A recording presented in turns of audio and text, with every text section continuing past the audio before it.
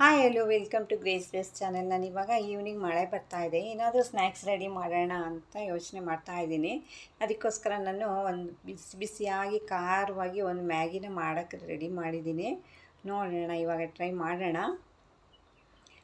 ನಾನಿಲ್ಲಿ 5 ಸ್ಲೈಸ್ ಮ್ಯಾಗಿನ ನಾನು ತೊಗೊಂಡಿದ್ದೀನಿ. ಇಲ್ಲಿ ಈಗ ಒಂದು ಬಾಣಲಿಯಲ್ಲಿ ನಾನು ಒಂದು 2 ಟೇಬಲ್ ಸ್ಪೂನಷ್ಟು ನಾನು ಎಣ್ಣೆನ ಹಾಕ್ತಾಯಿದ್ದೀನಿ. ಯಾಕೆಂದರೆ ಜಾಸ್ತಿ ಆಯಿಲ್ನ ನಾನಿಲ್ಲಿ ಯೂಸ್ ಮಾಡ್ತಾ ಇಲ್ಲ. ಸಾಕು, 2 ಟೇಬಲ್ ಸ್ಪೂನಷ್ಟು ಎಣ್ಣೆ ತೊಗೊಂಡು ಅದಕ್ಕೆ ಒಂದು ದೊಡ್ಡ ಈರುಳ್ಳಿನ ನಾನು ಚಿಕ್ಕದಾಗಿ ಕಟ್ ಮಾಡ್ಕೊಂಡಿರುವಂಥ ಈರುಳ್ಳಿ ಮತ್ತು 5 ಹಸಿಮೆಣ್ಸಿನ್ಕಾಯಿನ ನಾನು ಉದ್ದ ಸೀಳ್ಬಿಟ್ಟು ಹಾಕ್ತಾಯಿದ್ದೀನಿ. ಅದು ಸ್ವಲ್ಪ ಫ್ರೈ ಮಾಡ್ಕೋಬೇಕು. ಅದು ಒಂದು 1/4 ಭಾಗ ಫ್ರೈ ಆಗಬೇಕು ಈರುಳ್ಳಿ. 1/4 ಭಾಗ ಫ್ರೈ ಆದಮೇಲೆ ನಾನಿವಾಗ ಉದ್ದುದ್ದವಾಗಿ ಕಟ್ ಮಾಡ್ಕೊಂಡಿರುವಂತಹ ಒಂದು ದೊಡ್ಡ ಆಲೂಗೆಡ್ಡೆನ ನಾನು ಇದಕ್ಕೆ ಹಾಕ್ತಾಯಿದ್ದೀನಿ. ಇದು ಉದ್ದ ಸ್ಲೈಸ್ ಮಾಡಿ ಹಾಕಿದರೆ ತುಂಬಾ ಚೆನ್ನಾಗಿರುತ್ತೆ, ಬಾಯಿಗೆ ಸಿಗಬೇಕು. ಇದು ಮಕ್ಳಿಗೂ ತುಂಬ ಇಷ್ಟ ಆಗುತ್ತೆ, ಎಲ್ಲರಿಗೂ ಇಷ್ಟ ಆಗುತ್ತೆ.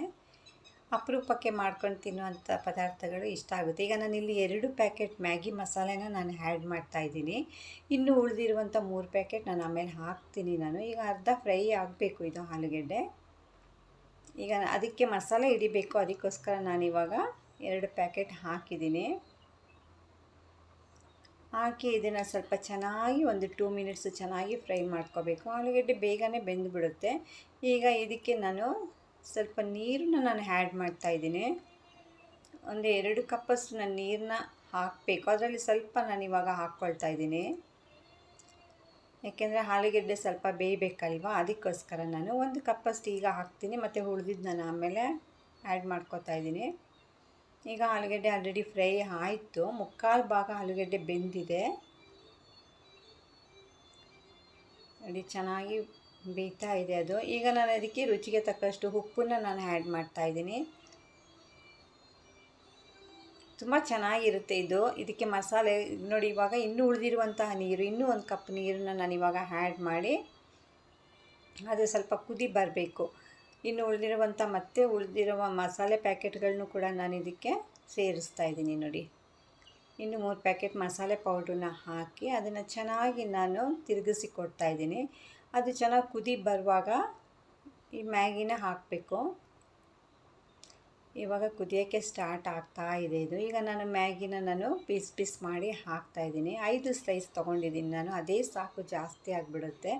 ಒಬ್ಬರಿಗೆ 1 ಸ್ಲೈಸ್ ಅಂತೆ 5 ಸ್ಲೈಸ್ನ ನಾನು ತೊಗೊಂಡಿದ್ದೀನಿ ಇಲ್ಲಿ. ನೋಡಿ, ಇದನ್ನು ನಾವು ಇವಾಗ ತಿರುಗಿಸಿ ಕೊಡಬೇಕು. ಒಂದು 2 ಮಿನಿಟ್ಸ್ ನಾವು ಈ ರೀತಿ ಬೇಯಿಸಿದರೆ ಸಾಕು. ತುಂಬ ಚೆನ್ನಾಗಿ ಮ್ಯಾಗಿ ರೆಡಿ ಆಗುತ್ತೆ. ಎಲ್ಲರಿಗೂ ತುಂಬ ಇಷ್ಟನೇ ಆಗುತ್ತೆ. ಸ್ವಲ್ಪ ಖಾರ ಸ್ವಲ್ಪ ಜಾಸ್ತಿನೇ ಇರುತ್ತೆ. ಬೇಕಂದರೆ ಅಚ್ಕಾರದ ಪುಡಿನೂ ಒಂದು ಸ್ವಲ್ಪ ಹಾಕ್ಕೋಬೋದು, ತುಂಬ ಚೆನ್ನಾಗಿರುತ್ತೆ. ನೀವು ಒಂದು ಸಲ ಟ್ರೈ ಮಾಡಿ ನೋಡಿ. ಸೂಪರಾಗಿರುವಂತಹ ಮ್ಯಾಗಿ ರೆಡಿ ಆಯಿತು. ನೀವು ಒಂದು ಸಲ ಮಾಡಿ ಇದನ್ನು ಹೇಗಿತ್ತು ಅಂತ ಕಮೆಂಟಲ್ಲಿ ಹೇಳಿ ನನಗೆ. ಓಕೆ, ಯಾರ್ಯಾರು ನನ್ನ ಚಾನಲ್ನ ಸಬ್ಸ್ಕ್ರೈಬ್ ಮಾಡಿಲ್ಲ ಪ್ಲೀಸ್ ಸಬ್ಸ್ಕ್ರೈಬ್ ಮಾಡಿ, ಲೈಕ್ ಮಾಡಿ, ಶೇರ್ ಮಾಡಿ. ಹಾಗೆಯೇ ನೋಡಿ, ಜೊತೆಲಿ ನಾನು ಪಪ್ಪಾಯ ಕೂಡ ಕಟ್ ಮಾಡಿ ಇಟ್ಟಿದ್ದೀನಿ. ಒಂದೊಂದು ಸ್ಲೈಸ್ ಪಪ್ಪಾಯ ಮತ್ತು ಒಂದೊಂದು ಎಗ್ಗು ಕೂಡ ಇದೆ. ಇವತ್ತಿನ ಸ್ನ್ಯಾಕ್ಸ್ ನಮ್ಮದು ಇದು ತಿಂದರೆ ಮೋಸ್ಟ್ಲಿ ರಾತ್ರಿ ಊಟ ಮಾಡೋಕ್ಕಾಗಲ್ಲ. ನೋಡೋಣ ಏನನ್ಸುತ್ತೆ. ಆದರೂ ಒಂದು ಸ್ವಲ್ಪ ತಿಳಿ ಸಾಂಬಾರು ಅಥವಾ ಮೊಸರನ್ನ ಆದ್ರೂ ತಿಂದ್ಬಿಟ್ಟು ಮಲ್ಕೋಬೇಕು. ರಾತ್ರಿ ಹೊತ್ತು ಉಪವಾಸ ಮಲಗಬಾರ್ದು. ಓಕೆ, ಹೀಗೆ ನನ್ನ ಚಾನಲ್ನ ನೋಡ್ತಾಯಿರಿ. ಯಾರೆಲ್ಲ ನನ್ನ ಚಾನಲ್ ನೋಡ್ತೀರೋ ಅವ್ರಿಗೆ ಥ್ಯಾಂಕ್ಸ್.